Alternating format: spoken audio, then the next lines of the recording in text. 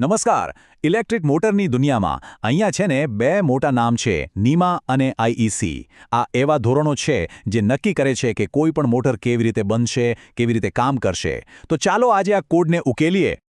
અચ્છા, ક્યારે એવું થયું છે કે કોઈ જૂની મોટર કાઢીને નવી ફિટ કરવાની કોશિશ કરી અને એ ફિટ જ ના થઈ? બધી બાજુથી માથાકૂટ કરી પણ મેળ જ ના પડ્યો. ત્યારે એમ જ લાગે કે અરે આ તો ખોટી મોટર આવી ગઈ.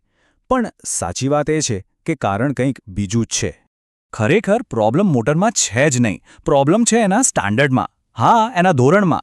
દુનિયાભરમાં મુખ્યત્વે બે અલગ અલગ સ્ટાન્ડર્ડ ચાલે છે અને આ બંને એકબીજા સાથે બિલકુલ મેચ નથી થતા. બસ આ જ છે બધી ગડબડનું મૂળ.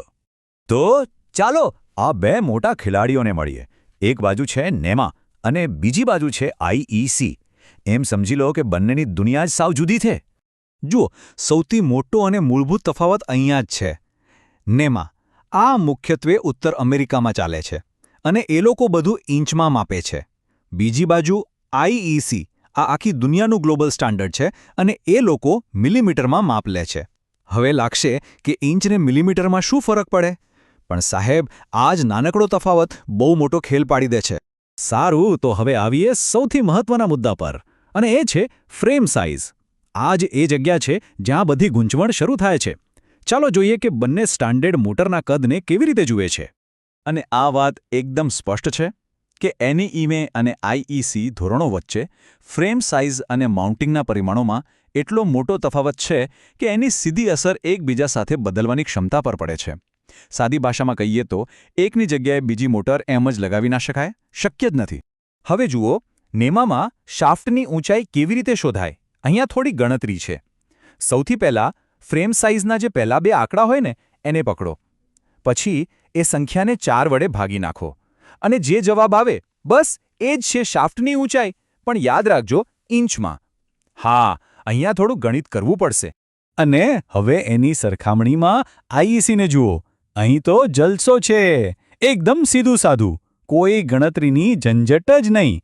આઈઈસી મોટરનો જે ફ્રેમ નંબર હોય બસ એ જ એની શાફ્ટની ઊંચાઈ છે, મિલીમીટરમાં. વાત પૂરી. કેટલું સહેલું, નહીં? ઓકે, તો આ ખાલી માપ અને ગણતરીની વાત નથી. આની પાછળ છે ને બે બિલકુલ અલગ વિચારધારાઓ છે. આ ખાલી આંકડાઓનો ખેલ નથી, પણ એન્જિનિયરિંગની બે જુદી જુદી ફિલોસોફીનો ટકરાવ છે. ચાલો સમજીએ. નેમાની ફિલોસોફી છે એકવાર બનાવો પણ એવું મજબૂત બનાવો કે વર્ષો સુધી ચાલે. એમની મોટરો એકદમ rough and tough, heavy duty કામ માટે બનેલી હોય છે. એમનો હેતુ એક જનરલ પર્પઝ, મજબૂત ફ્રેમ બનાવવાનો હોય છે જે ઘણી બધી જગ્યાએ કામ આવી જાય. જ્યારે આઈઈસીનો અભિગમ એકદમ અલગ છે. એ લોકો માને છે જે કામ એના માટે ખાસ મોટર. એમની ડિઝાઇન કમ્પેક્ટનેસ પર વધુ ધ્યાન આપે છે. એ લોકો એપ્લિકેશન સ્પેસિફિક, એટલે કે જેવું કામ એવી મોટર બનાવે છે. એમની ડિઝાઇન મોડ્યુલર હોય છે, એટલે કે જરૂર પ્રમાણે ફેરફાર કરી શકાય. જેમ કે ફૂટ માઉન્ટેડ જોઈએ તો એ મળે, ફ્લેંજ માઉન્ટેડ જોઈએ તો એ પણ મળે. એકદમ ફ્લેક્સિબલ. અને જો આપણે સત્તાવાર વ્યાખ્યાઓ જોઈએ તો પણ આ જ વાત સ્પષ્ટ થાય છે. ફ્રેમ સાઇઝ, માપ માટેના એકમો અને માઉન્ટિંગ માટેની ડિઝાઇન ફિલોસોફી, આ બધામાં જે મૂળભૂત તફાવતો છે એ અહીંયા સાફ સાફ દેખાય છે. તો આ બધી ચર્ચા પછી સવાલ એ થાય કે આ બધું જાણવું આટલું જરૂરી કેમ છે? આનો મતલબ શું નીકળે? ચાલો આખી વાતનો નિચોડ કાઢીએ અને અંતિમ તારણ પર આવીએ. સારું, તો એકદમ ટૂંકમાં સમજીએ નીમા અને આઈઈસી. એકમોની વાત કરીએ તો નીમામાં ઇંચ, આઈઈસીમાં મિલીમીટર. સાઇઝિંગની વાત કરીએ તો નીમામાં ગણતરી કરવી પડે પેલું ભાગ્યા 4 વાળું, જ્યારે આઈઈસીમાં નંબર એટલે જ મિલીમીટરમાં ઊંચાઈ. અને માઉન્ટિંગની વાત કરીએ તો નીમા એટલે મજબૂત જનરલ પર્પઝ ડિઝાઇન, જ્યારે આઈઈસી એટલે મોડ્યુલર અને જે તે કામ માટેની ખાસ ડિઝાઇન. બસ આટલું યાદ રહે તો પણ ઘણું છે. અને છેલ્લે એક વિચારવા જેવો સવાલ. આજે જ્યારે આખી દુનિયા એક ગ્લોબલ સપ્લાય ચેઇનથી જોડાયેલી છે, ત્યારે શું બે અલગ અલગ સ્ટાન્ડર્ડ હોવા યોગ્ય છે? ભવિષ્યમાં આ બંનેમાંથી કયું ધોરણ વધારે ચાલશે? કે પછી દુનિયા હંમેશા આ બે ભાગમાં વહેંચાયેલી જ રહેશે?